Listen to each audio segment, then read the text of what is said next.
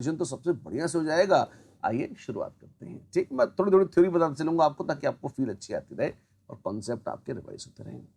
पहला question, identify the group number of the element having its electronic configuration. टैंग टोंग, there is some configuration given, apparently periodic table and periodicity से शुरुआत कर रहे हैं हम अपने इनऑर्गेनिक रिवीजन की। Make sense.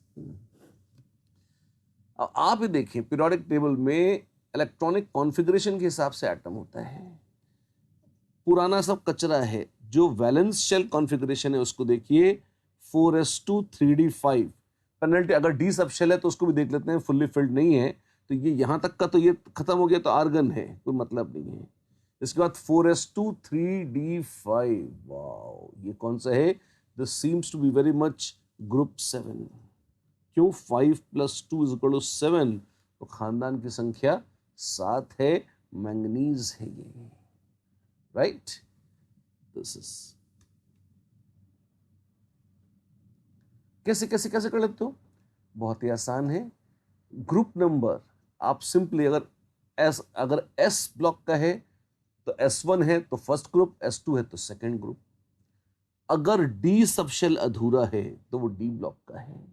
अगर वो डी ब्लॉक का है तो आप N-1 डी और NS, ये A और B हैं, A + B जोड़ दीजिए, this is equal to group number.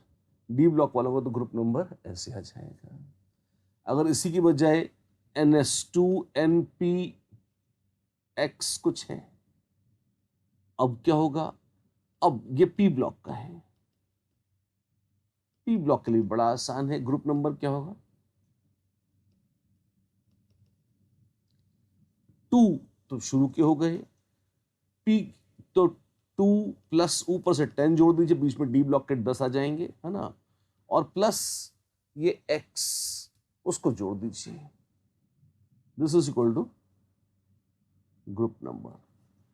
तो ये आ जाएगा एसेंशियली 12 + X। तो P ब्लॉक का, डी ब्लॉक का, ये इन दोनों के नियम मैंने बता दिए। S ब्लॉक ग्रुप 1 ग्रुप 2 बहुत क्लियर है। F block is always group 3। F block तो ग्रुप 3 होता है, बात ही खत्म हो गई उसकी, राइट। ये तो बड़े कूल है, P और D ऐसे देखते हैं।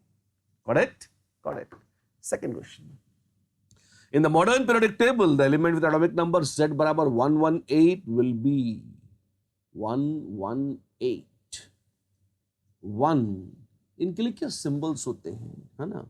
0 निल बोलते हैं, अच्छा। 1 को बोलते हैं अन, अच्छा। और अन अन यानी कि 1 अननिल का मतलब होता है 10। ये है 11, ऑक्टियम इज 8, 118। ओ, और अननिल ऑक्टियम 108, अननिल ऑक्टियम फिर से 108, और अन ऑक्टियम 118। ये प्यारी बातें हैं, अच्छी बातें हैं, ठीक है। यहां तक तो 118 बढ़िया, तो इनकी बी और सी तो आउट हो गए, है ना। UUO ये भी सही है। अब ये अल्कलाइन अर्थ मेटल होगा या नोबल गैस होगा? देखते हैं कैसे देखेंगे। वेल, आप देखें रेडॉन का एटॉमिक नंबर कितना है?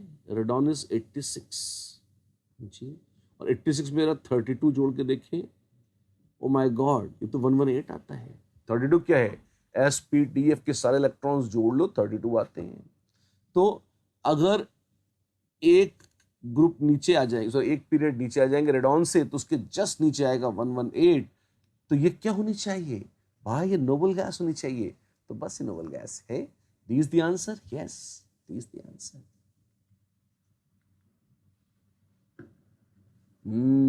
The highest size will be of Br minus I, I minus I plus।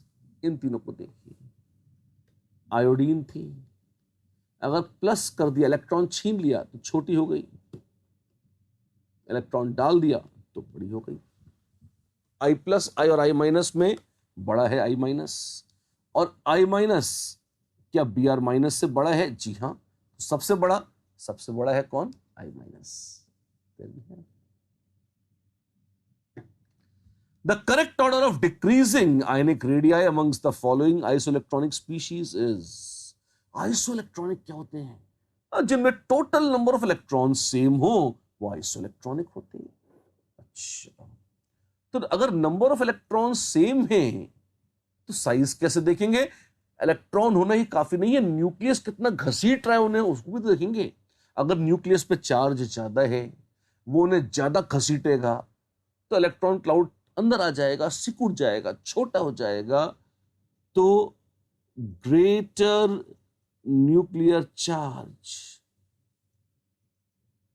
अगर हायर एटॉमिक नंबर है तो ग्रेटर न्यूक्लियर चार्ज है, इसका मतलब होगा स्मॉलर आइसो इलेक्ट्रॉनिक स्पीशीज। क्या है तुम्हारे पास? वेल, अगर अपने पास है, मान लो क्या क्या दिख रहा है यहां पे?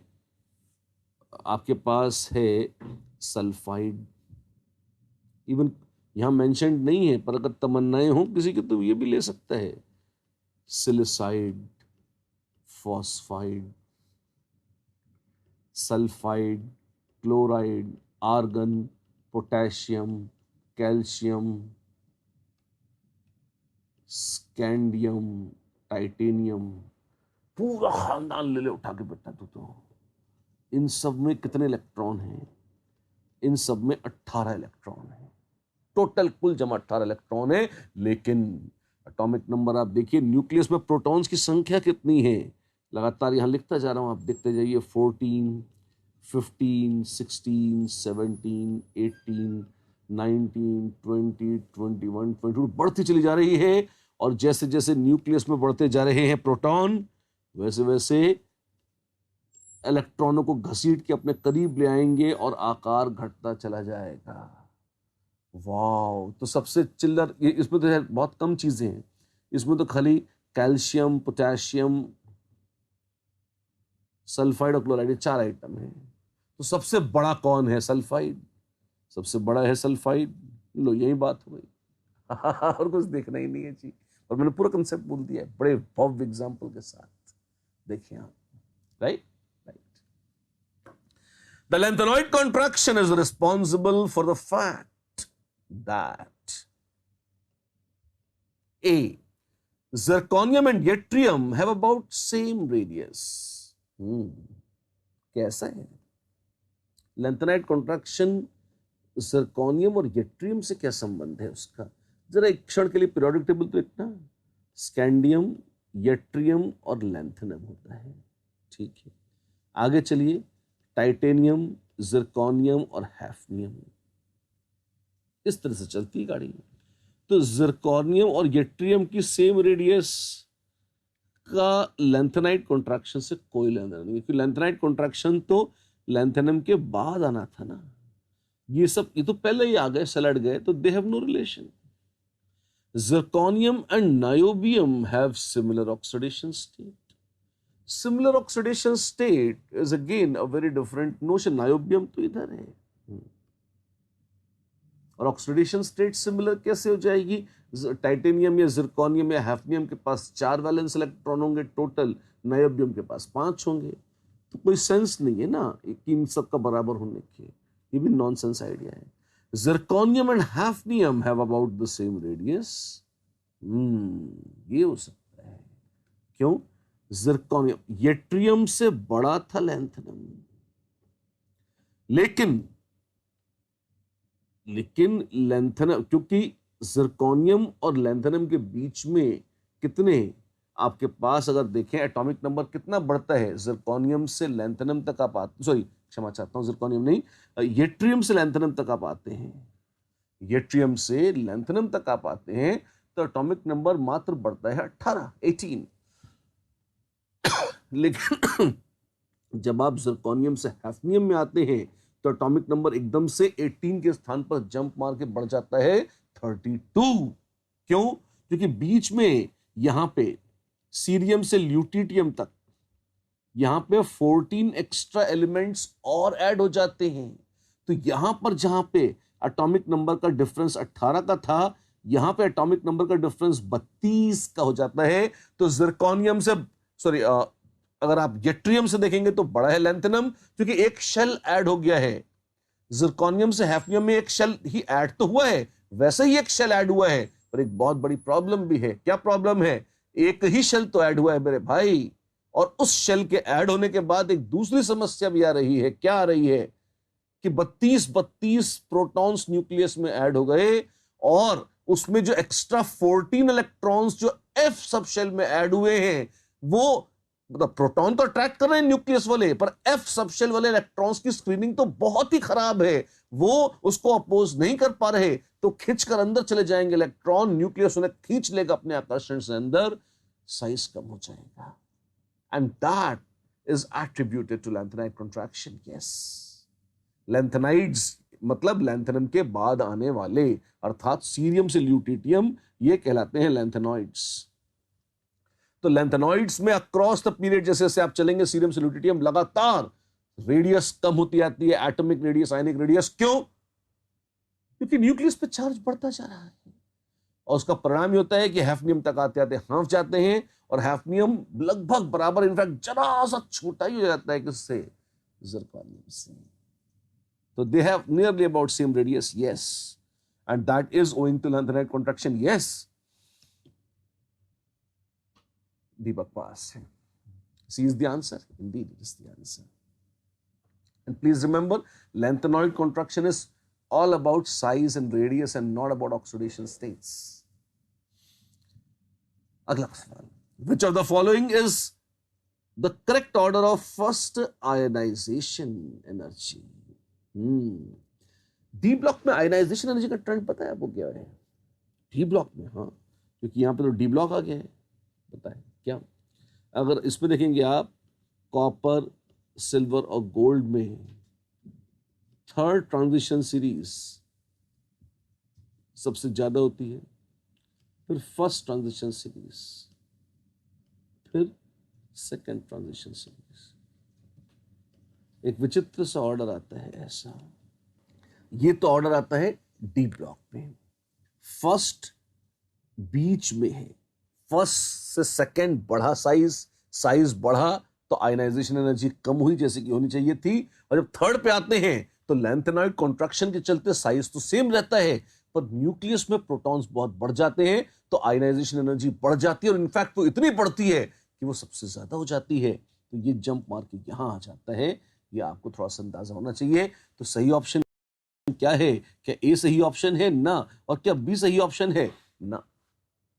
72 की दोनों ही सही नहीं है, ना, दोनों नहीं।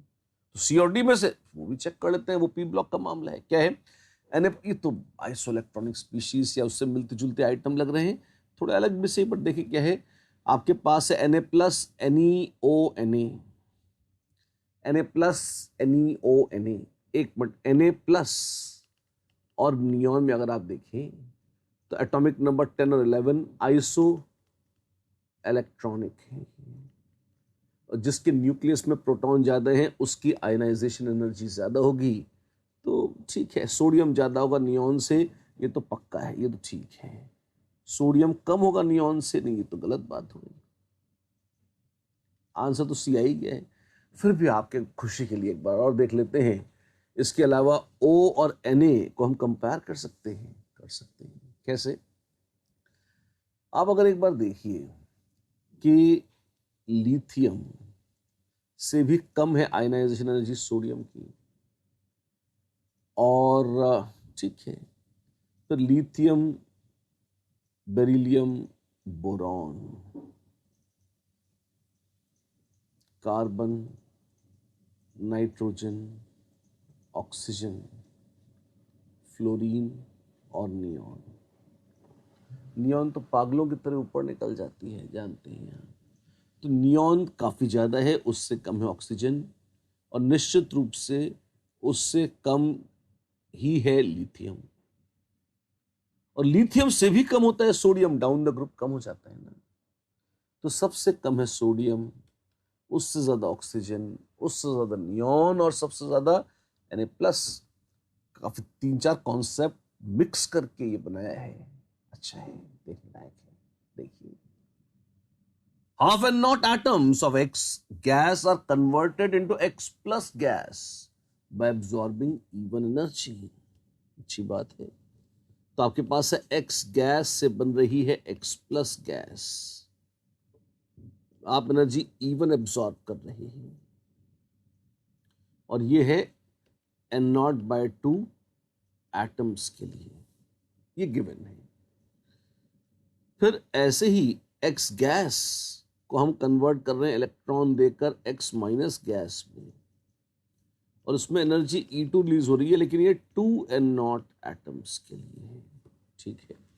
Calculate the ionisation enthalpy and electron gain enthalpy of X gas पर एटम। बड़ा आसान है, ये आयनाइजेशन हो रहा है, हाँ जी, और ये N0/2 के लिए हो रहा है, तो E1 divided by N0/2 which is 2E1 upon N0, 2E1 upon N0, ये है आयनाइजेशन एनर्जी पर एटम। और इलेक्ट्रॉन गेन एंथैल्पी क्या है, वो आप रिलीज कर रहे हैं E2 2N0 एटम्स के लिए, तो एक एटम के लिए कितनी हो जाएगी, -E2 upon 2N0, -E2 upon 2N0। तो बस इतनी सी बात है। आइए देखते हैं क्या है इसमें, क्या ऑफर्स हैं हमारे लिए। आयनाइजेशन एनर्जी है 2E1 upon N0। ठीक है, आयनाइजेशन एनर्जी है 2E1 upon N0 ना ना ना, वैसी बातें खत्म हो गई।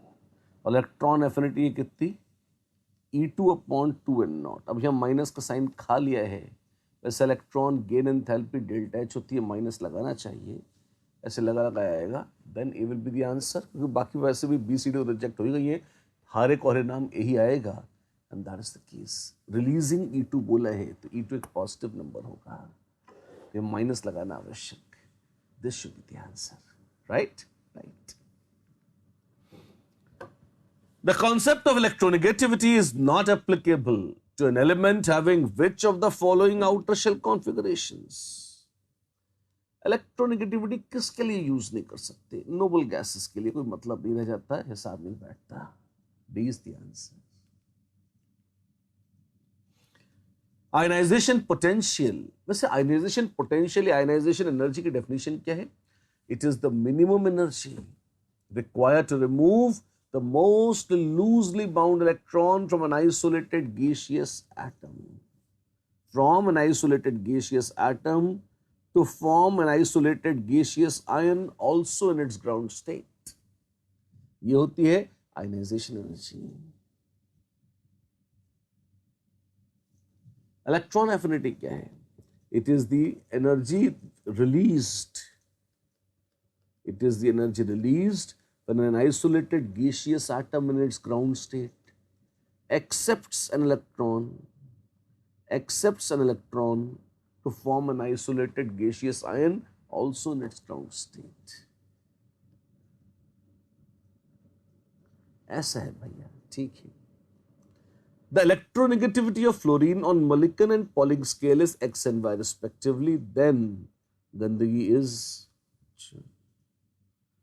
अब मलिकन कुछ बोल गए, पॉलिंग कुछ बोल गए, एक की बोली एक्स, दूसरे की बोली वाई, यही नहीं अपने से कहा गया है कि इनको जोड़कर डिवाइड भी मार दो लगे हाथ। पॉलिंग स्केल और मलिकन स्केल में कोई हिसाब किताब है, हिसाब तो है, क्या है, पहले तो इनको जोड़ो। मलिकन स्केल पे क्या होगी, इस IE प्लस EA अपॉन 2, ये तो कर ही लें, कितना आएगा ये 17.42 3.45,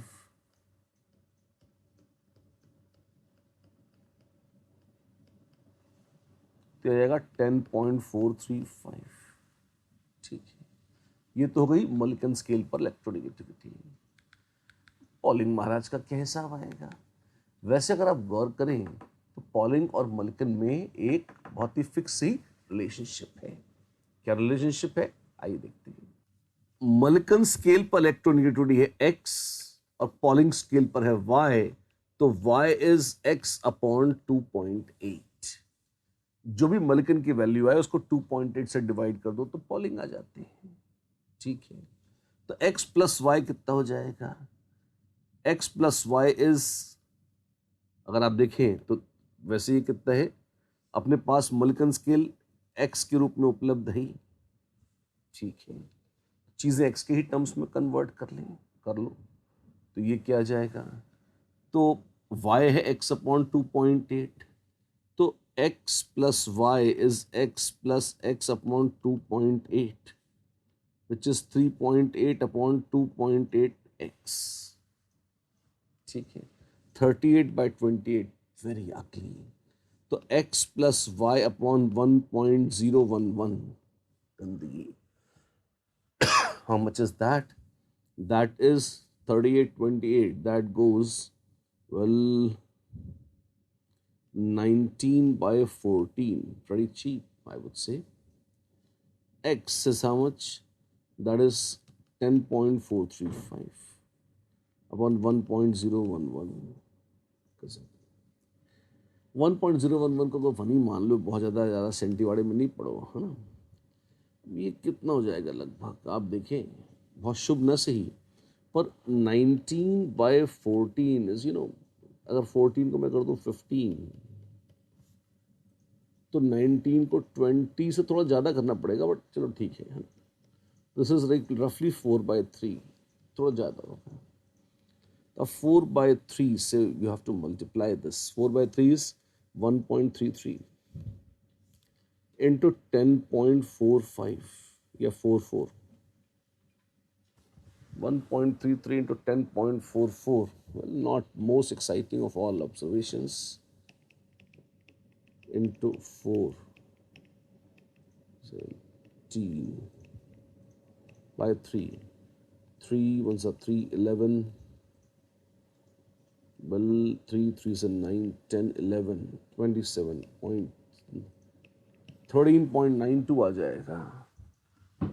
और इससे थोड़ा सा ज्यादा क्यों? क्योंकि वो एक्चुअली 4/3 से थोड़ा सा ज्यादा होना चाहिए, तो कुल मिला के कट कुटा के वो 14 आ जाएगा। जी हाँ, वो 14 आ जाएगा।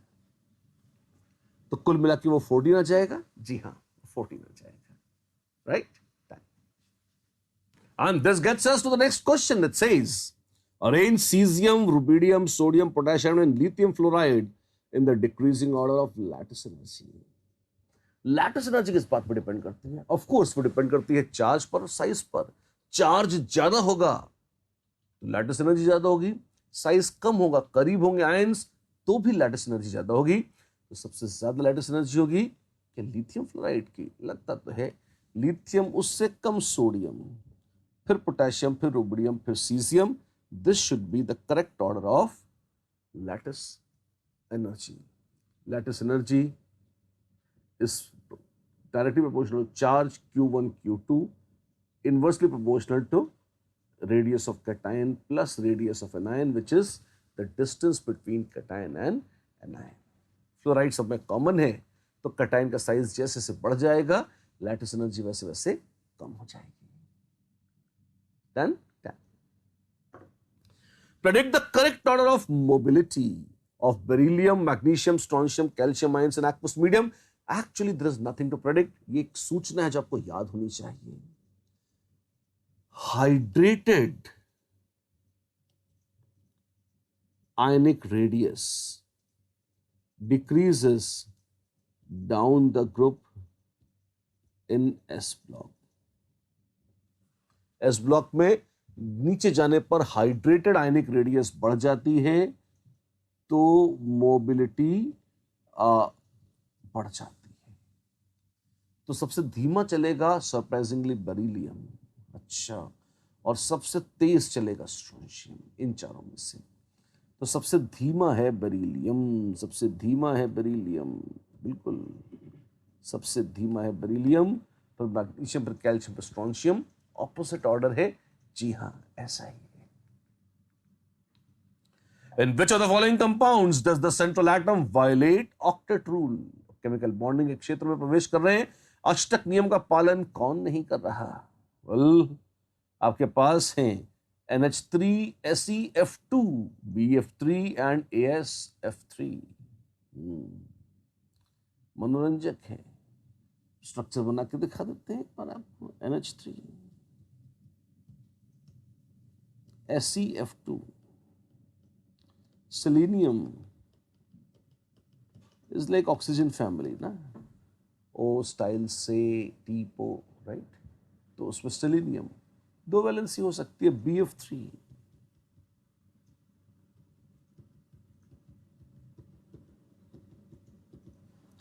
क्या, एक मिनट, अमोनिया में ऑक्टेट पूरा है?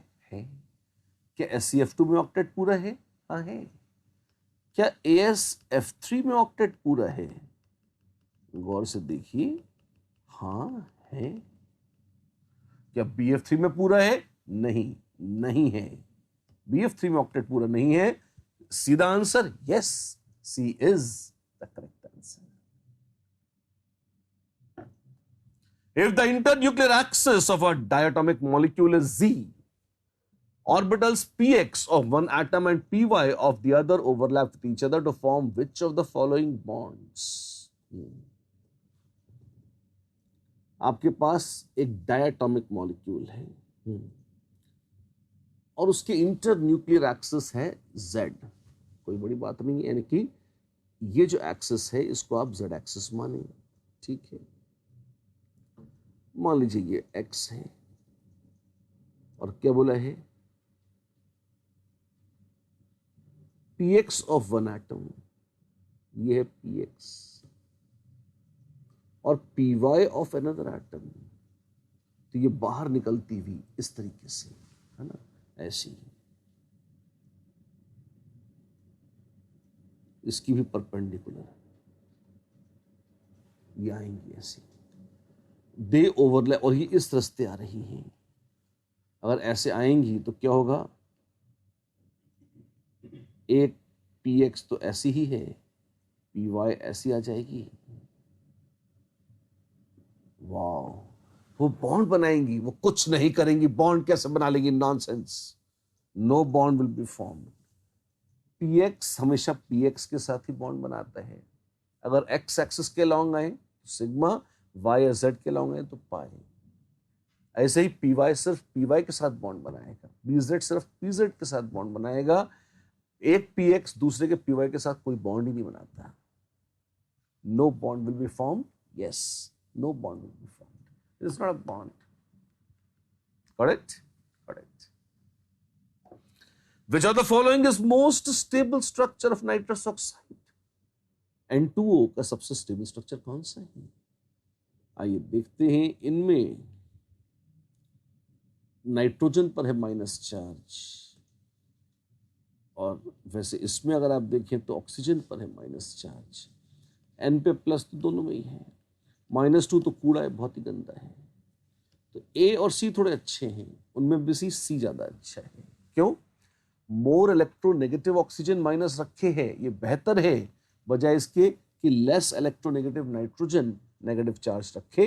C is the most stable structure of nitrous oxide indeed.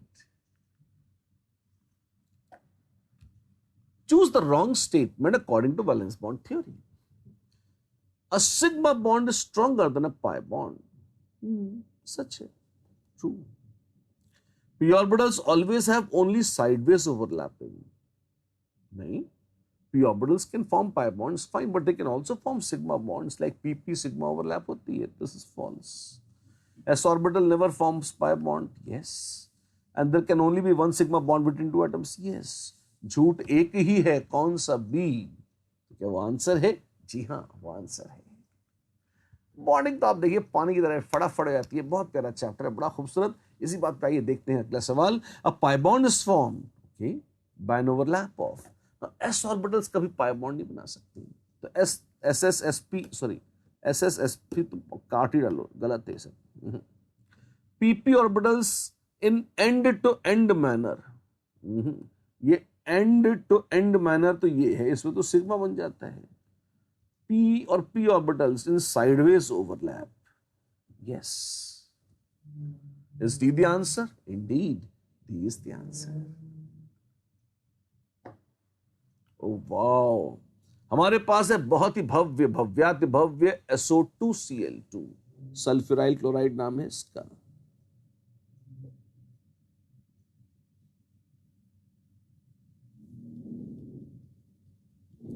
Hybridisation है sp3, ज्योमेट्री है टेट्राहेड्रल। अब एंगल्स की चर्चा हो रही है। Cl Cl OO इनके बीच के क्या एंगल की बात हो सकती है? जवाब है हो सकती है। डबल बॉन्ड ज्यादा रिपेल करेंगे। वैसे तो सारे एंगल 109 डिग्री 28 मिनट होने चाहिए, पर डबल बॉन्ड ज्यादा रिपेल करेंगे तो θ1 थोड़ा सा ज्यादा होगा। सिंगल बॉन्ड उतना नहीं करेंगे तो θ2 थोड़ा सा कम होगा। तो θ1 ठीक है, और बीच की हिसाब हुआ किसका? θ3 का। तो θ1 θ3 θ2 ए सही लग रहा है, बिल्कुल सही लग रहा है। ऐसे सिंगल बॉन्ड मिनिमम रिपल्शन है तो बॉन्ड एंगल पिचक जाएगा, θ2 थोड़ा कम हो जाएगा।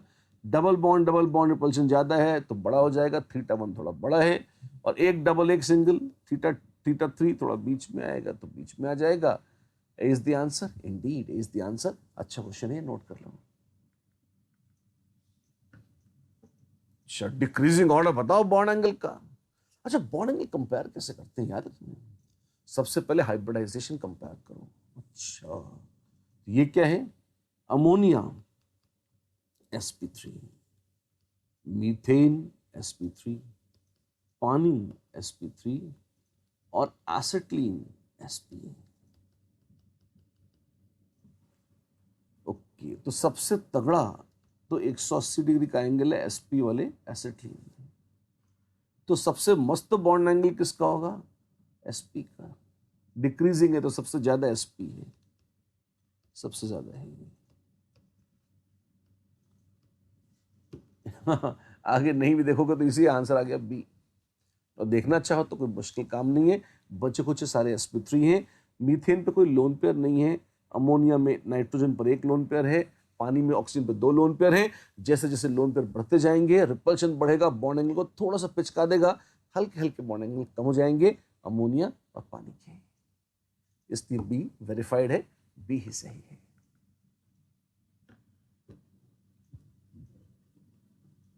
Molecular shape of CF4, SF4 and XZF4 are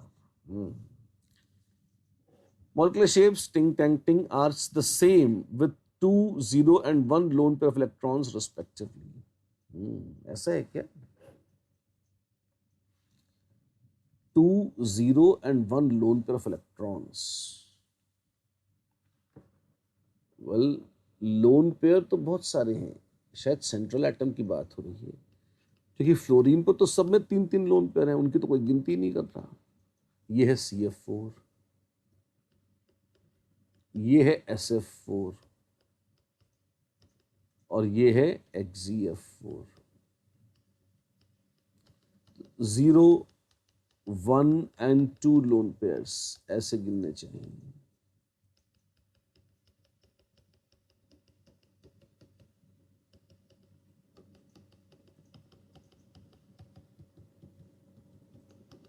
ऐसे हो जाएगा 0 1 2। Is C the answer? Yes, C is the answer. Let us consider the compound with a molecular formula MX3, okay, having a lone pair in M. What will be the possible value of angle XMX? आपके पास है molecular formula MX3 और lone pair है M पर, ठीक है। Angle XMX क्या होगा?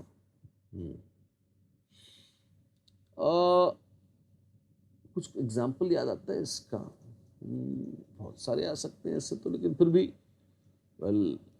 NH3 ही हो जाता है, या NF3। एक लोन पेयर है, एक लोन पेयर है, तो ये तो जैसे पॉसिबल वैल्यू में देखें तो ये तो लेस देन 109 डिग्री 28 मिनट हो जाएगा। 120 से ज्यादा ना, इससे ज्यादा ना, इससे ज्यादा ना, इससे कम। इस तरह के किसी केस में बड़ा आसान होता है कि एग्जाम्पल देख लो। क्यों? एग्जाम्पल मतलब अगर हम एक जनरल चीज कह रहे हैं जो हर एक पर सच है, तो मेरे एग्जाम्पल पर भी सच होगी, उससे तो फिटिंग बिठाएं। उस पर जैसी फिट बैठता है तो औरों में बैठ जाता है। सही। Which one of the following statements is correct for molecule C3H4? वाह। एल्लीन है हमारे पास, और एल्लीन के लिए क्या सत्य है? A, central carbon atom is sp, yes it is sp, ये sp2 है और ये sp2। सही बात है। टर्मिनल एटम्स और sp2 सच है। दो सही हो गए, करेक्ट पूछा था तो ऑल ऑफ दीज ही आएगा। फिर भी देख लेते हैं। The planes containing CH2 groups are mutually perpendicular. आपको एलीन का स्ट्रक्चर याद है? हाँ, पर कंफ्यूज जाते हैं। मैं एक बार बना के दिखा देता हूं ढंग से, प्रॉपर कैसे बनाते हैं। देखो, HCH, पहले तो आप सिंपल लुईस डॉट स्ट्रक्चर बना लो, ये आपको रटा हुआ होना चाहिए। इसको एलीन बोलते हैं, ठीक है। अब हम कहते हैं भैया हाइब्रिडाइजेशन निकाल लो, और अगर ये कॉर्नर वाले से शुरू करो, ये sp2 है ना? हाँ जी, sp2 है तो ट्रायगोनल प्लेनार होगा। बिल्कुल। कौन सा प्लेन मानते हो? मान लो ये है एक्स एक्सिस, ये है वाई एक्सिस, और ये है बाहर जेड एक्सिस। मान लो ऐसे। और अगर ऐसे ही सीन में अपने पास यहां कार्बन है, ठीक। अब हाइब्रिडाइजेशन मान लीजिए ऐसा हुआ है कि ये एक्स वाई प्लेन का मॉलिक्यूल है। तो मेरे पास है कार्बन, एक मिनट सॉरी, क्षमा चाहता हूं, ये है कार्बन। और जब हाइब्रिडाइजेशन हुआ तो आप ये देखिए ऐसे, एच एच, दिस इज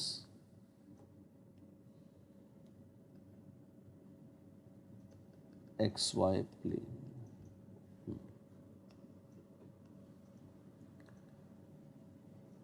इस कार्बन पे आया। अब एक्स वाई प्लेन में तो ये आ गया, तो आप ये देखिए, तो जो आपके स्क्रीन का प्लेन है वही हो गया। तो इसका एक परपेंडिकुलर प्लेन जो बाहर निकल रहा है, इसको मुझे थोड़ा सा ऐसे टेढ़ा करके बनाना पड़ेगा, क्यों? मेरे पास और कोई चारा नहीं है। इस तरह से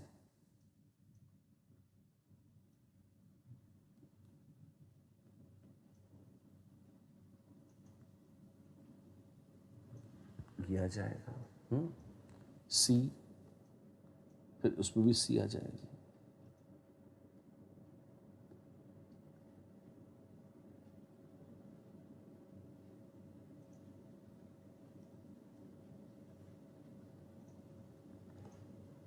ये ठीक, इस तरह से।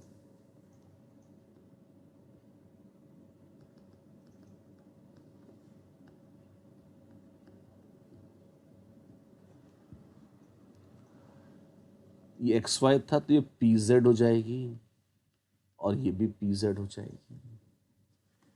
इस कार्बन की sp वाले की एक पी जेड है ये। अब इसकी बात हो रही है, लेकिन sp हाइब्रिडाइज्ड है ये। तो वेल, एक बॉन्ड इसने इधर बनाया, एक बॉन्ड इधर बनाया, ये तो ठीक है। इसका और भी तो अनहाइब्रिडाइज्ड कुछ होगा। हाँ, पी वाई भी होगा। वो कहाँ है? ये वाई एक्सिस देखिए,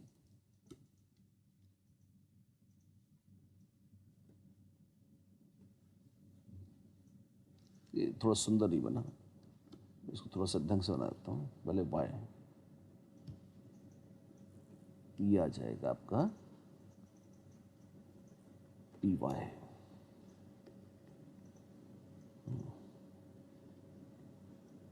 और जो तीसरा वाला कार्बन है, उसके भी अगर पाई बॉन्ड बनाना है तो ये पी वाई चाहिएगा। पी वाई, पी वाई, वो मिटा दिया तुमने, बना देते हैं। तो सुंदर दिखे इसके लिए यही जरूरी था। ऐसे ये इधर है, ये पीछे से आ गया ऐसे, ये पी सेट लाया, ठीक। तो आप देखो, अगर पी वाई यहां अनहाइब्रिडाइज्ड है, पी वाई अगर यहां पर अनहाइब्रिडाइज्ड है, तो तीसरे कार्बन में अगर आप देखें तो ये इस तरीके से आ जाएगा प्लेन आपका। कौन सा? X Z plane. ये है, तो ये था इस वाले फर्स्ट कार्बन में ये राइट साइड का कार्बन था, ये अगर एक्स वाई प्लेन में था तो यहां पे आप देखिए ये वाईजेड प्लेन हो गया है। ये कैसा, ये वाईजेड प्लेन हो गया है। हाँ हो तो गया है, तो परपेंडिकुलर हो गया, बिल्कुल ये अलग है, बिल्कुल अलग है। ठीक है। CO2 is a resonance stabilised molecule. ठीक है, जानते हैं, सही बात है।